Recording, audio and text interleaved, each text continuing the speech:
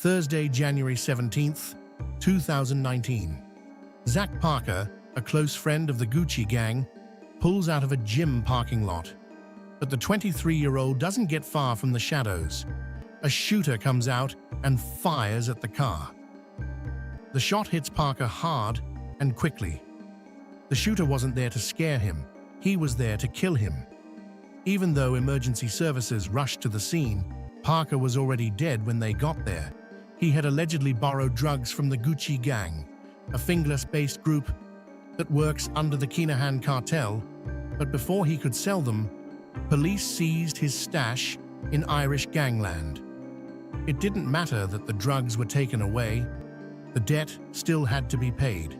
The Gucci gang's leaders, including Mr. Flashy, made it clear that deaths would not be forgiven. But what they didn't expect was the chain reaction. 10 people have died in gang-related violence so far this year. 5 of those deaths are related to a feud in Coolock. The 22-year-old victim of the latest gangland murder in the capital had survived previous attempts on his life. Owen Boylan was perceived to have made disparaging comments on social media about one of the other feud murder victims, Sean Little. That was a factor in his murder. The generation of younger men are becoming involved in organised crime and putting their own lives and the lives of others in danger. Low-level dealing now is enough to have you, with your life taken. At least 10 people have been killed by gangs so far this year, and 5 of those deaths are linked to a feud in Coolock. The 22-year-old man who was killed in the latest gangland murder in the capital had survived previous attempts on his life while on bond. He was thought to have said bad things about one of the other feud murder victims, Shah Little, on social media, which led to his death. Increasing numbers of younger men are getting involved in organized crime, putting their own lives and the lives of others in danger. Low-level dealing alone can get you killed, and in the months that followed, more people would be killed in retaliation. This is the story of the Coolock feud. Coolock and Darndale, 2 nearby districts in North Dublin, had been drug crime hotspots for a long time.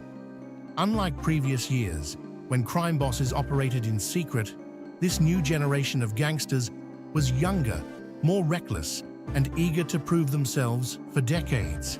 North Dublin had drug feuds before crack houses opened in Coolock and Darndale. The crack houses made things even worse, with petty crimes like burglaries, muggings, and violent threats becoming very common. But these were only the surface symptoms of a much bigger problem. The gang networks that controlled the trade were fighting for power. At the center of this violence was the Gucci gang, a fingerless-based group that worked under the Kinahan cartel's umbrella and was led by a young but feared figure known as Mr. Flashy.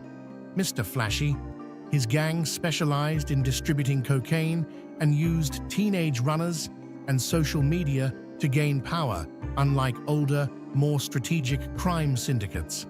This new generation of criminals loved being seen by posting pictures of their expensive cars, designer clothes, and stacks of cash online. But even though they were powerful, the group wasn't stable. There were betrayals within the group, and unpaid debts made disputes more likely. Sean Little, a young, ambitious drug dealer from Coolock who had made a name for himself in Dublin's growing cocaine trade, was one of the main figures in the Coolock feud. He had a lot of connections, especially with lower-level members of the Kinahan cartel, and used these to get large amounts of drugs when he wasn't at the top of the food chain. Little became a rising star in North Dublin's G-land as his business and influence grew. One of his closest friends was Zach Parker, a small-time dealer who handled street-level distribution. Parker wasn't just an associate. He and Little had been friends for a long time. Because of their success, they were able to take expensive trips to Dubai and buy expensive cars and clothes with drug money. By late 2018, tensions between rival gangs were at an all-time high. Sean Little's growing drug network was moving into areas controlled by more experienced criminals like Mr. Big, who was in charge of most of Coolock's drug trade. This caused problems, and Little's growing influence was seen as a threat by many groups, including the Finglas-based gang led by Mr. Flashy. When Zach Parker got into trouble, it made Coolock's already fragile gangland even weaker. His mounting debt made things worse between groups that were already on the verge of war. Some sources say Parker's debt was as high as 200,000 euros, but others say it was much lower. Regardless of the amount, Parker didn't have it. People who knew Parker outside of drugs saw him differently. His friends described him as a good friend, someone who was eager to make their life better. Sean Little was one of the people who was most affected by Parker's death. He had lost his best friend and business partner, but he didn't back down. He vowed revenge and made it clear that he wanted to pay back those who killed Parker. At Parker's funeral in January 2019, Little posted pictures of himself and Parker together, calling Parker his brother and making veiled threats about revenge. There was already a growing split in the Gucci gang between those who wanted revenge and those who wanted to keep doing business and avoid police scrutiny. The funeral showed the cracks that were appearing in the gang. One group, led by Sean Little and his friends, wanted blood for Parker's death and felt betrayed by the lack of response, which made them question the involvement of their own leadership. On the other hand, there was another part of the Gucci gang that was still loyal to Mr. Flashy. Tensions were building, but it wouldn't be long before they erupted. People in Dublin's criminal underworld knew that Sean Little was planning to get revenge on those responsible for Parker's death. So when emergency services were called to a burning car near Walshestown on May 21st, 2019, they found a black Opel Insignia completely engulfed in flames. 10 feet away, lying motionless on the gravel, was Sean Little. He had been shot multiple times, once in the head and once in the chest. His body was left out in the open, on the side of a lonely road, as a message to his friends about how angry he was becoming after Zach's death. Parker's death was said to have upset a lot of people in the gang. There are many ideas about why he was killed, but the most common one is that he had become a liability. Little made no secret of his desire for revenge for Parker's death, but others in the Gucci gang, especially those still loyal to Mr. Flashy, were more cautious while he was pushing for revenge. Another possible reason is that Little's growing influence within the gang was becoming a worry.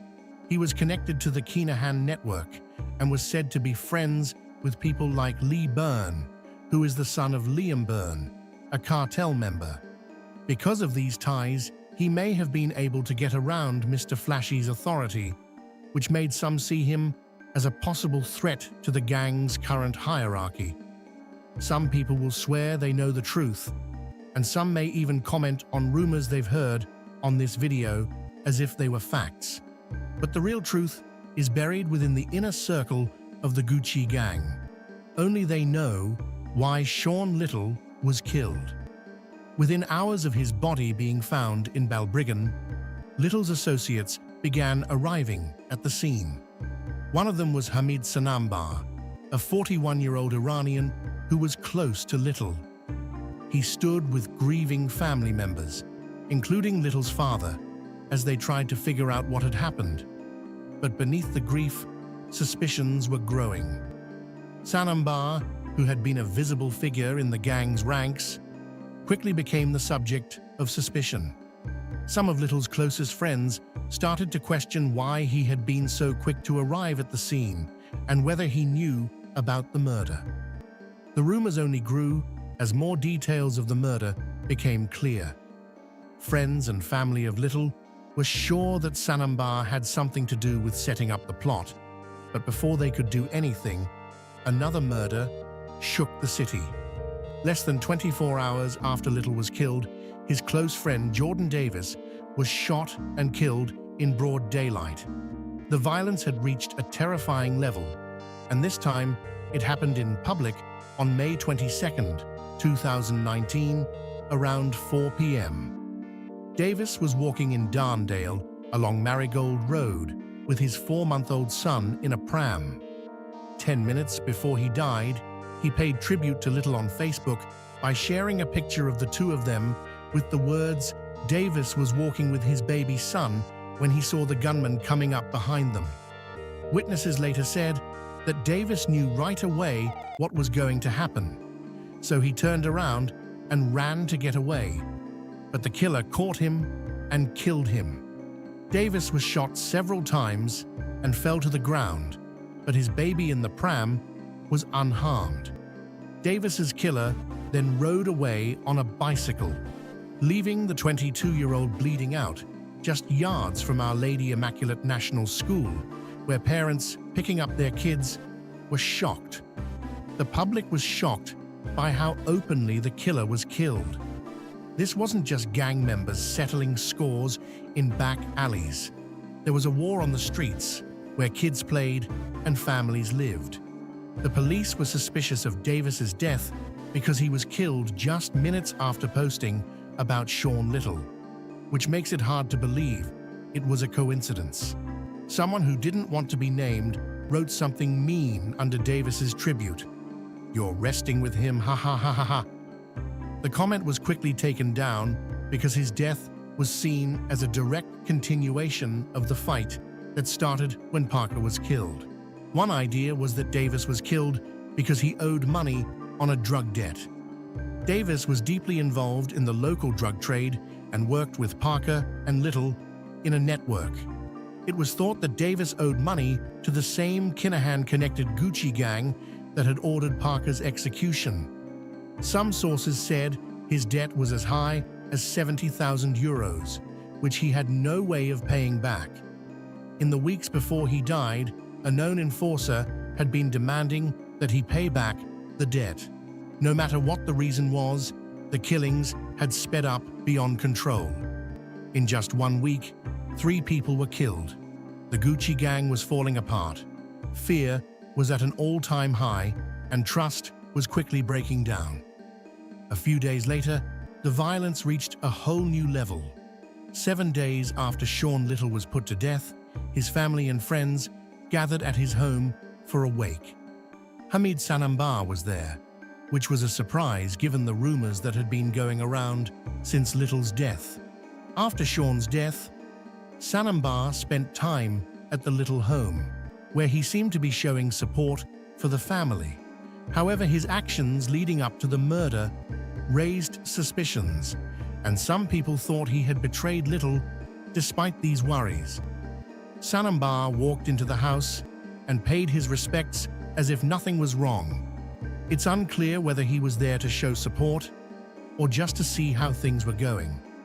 When he left the house and turned onto the driveway, 3 masked gunmen were already waiting. The killers, who were armed and ready, didn't think twice before opening fire. Sanambar was hit several times in the head and chest and passed out in the garden of the Little home. He died almost right away. The thieves then drove away in a Toyota Avensis, which was later found on fire. Coming from Iran, Hamid Sanambar came to Ireland looking for asylum and was later given permission to stay. He became involved in the criminal underworld over time and made ties with many gangs, including some that were connected to the Kinahan cartel. Even though he was older than many of the younger gang members he hung out with, he was deeply involved in Dublin's gang scene and was often seen with people from the Gucci gang. People thought of Sanambar as a violent enforcer who did dirty work for more powerful criminals. He was said to have lived in Cork and Longford before settling down in Dublin, where he got more involved with gang activities. He was said to have been a hired killer, But this was mostly based on fear and rumors, not really anything that happened. After Sean Little was put to death, people started to have doubts about him. The police started a major investigation into the murder and quickly came up with a main suspect. The man, whose name has not been given, was from Dublin and was in his 30s. He left Ireland not long after the murder. He stayed out of trouble for years by moving around Spain to different places. But in July 2024, he was arrested in Costa del Sol by Spanish police for a small crime that had nothing to do with the case.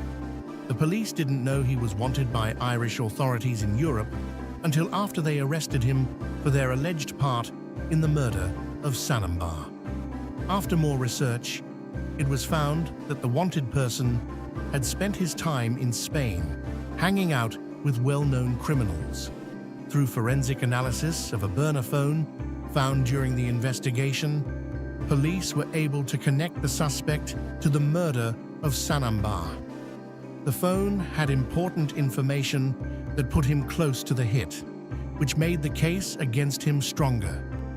Even though the person was arrested, the investigation into Sanambar's death was still going on. Officials thought that more than one person had a hand in planning and carrying out the hit. Michael Sanambar was killed, but Stephen Little, Sean Little's dad, still wanted more blood. He was sure that more than one person was to blame for his son's death. Stephen Little's life fell apart in the months after his son was killed.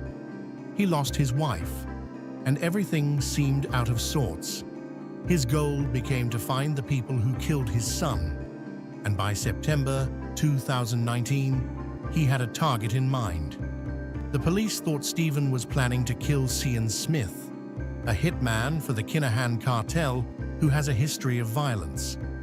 Before the Coolock feud even started, Smith had already made a name for himself as a cruel police officer. He was hired by the Kinahan cartel in 2017 to kill Hutch associate James Margot Gately, who had already been killed several times. By some miracle, Gately lived, and Smith ran away for 2 years. Smith kept working in gangland areas and switched between different groups in the Kinahan network. Before the Coolock feud started, his name kept coming up in police investigations into drug crimes, contract killings, and threats.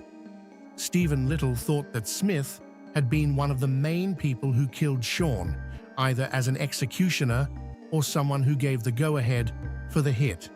But Smith wasn't simple to hit.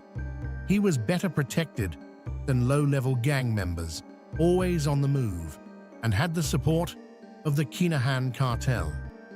On September 14th, 2019, Little and his friend Edward McDonnell were stopped by police in Harmonstown's Lime Park. They had been watched for weeks because police thought they were going to be killed in revenge. Police searched the car and found a loaded G9 semi-automatic pistol, 2 balaclavas, 2 baseball bats, gloves, several cell phones, a can of petrol, and a lighter with a long handle. It was the best kit for getting a hit.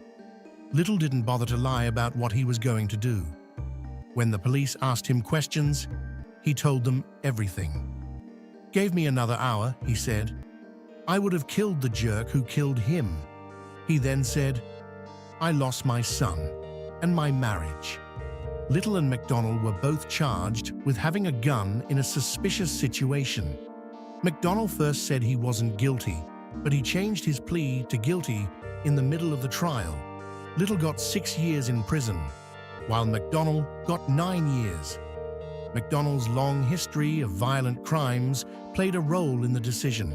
Stephen Little's plan for revenge didn't work, but Cian Smith didn't get away from the law for long. He was found guilty of attempted murder in 2021 for the failed 2017 murder of James Margot Gately. The Kinahan cartel personally gave the order for the attack. Smith found guilty and got 20 years in prison. By late 2019, the Kulok feud had turned into a war with no clear sides. There were only shifting alliances and constant fear. There were more and more bodies, and there were no signs that it would stop. After him came Ewan Boylan. Boylan had far more chances than some of the other victims to avoid what happened to him. The police had told him in writing that he was wanted and even told him to leave Dublin for his own safety. He didn't listen to the warnings, though, because he was sure he could go on with his life. The young man was only 22 years old. He was a mailman during the day, but he also worked as a drug dealer on the street, moving drugs through Kulok's local networks. He wasn't a big deal, but he had a lot of ties to people who were. 3 men who were killed in the same year were close friends of his: Zach Parker, Sean Little, and Jordan Davis. After Sean Little was killed, there were a lot of arguments online. People from different groups yelled at each other and made threats and insults.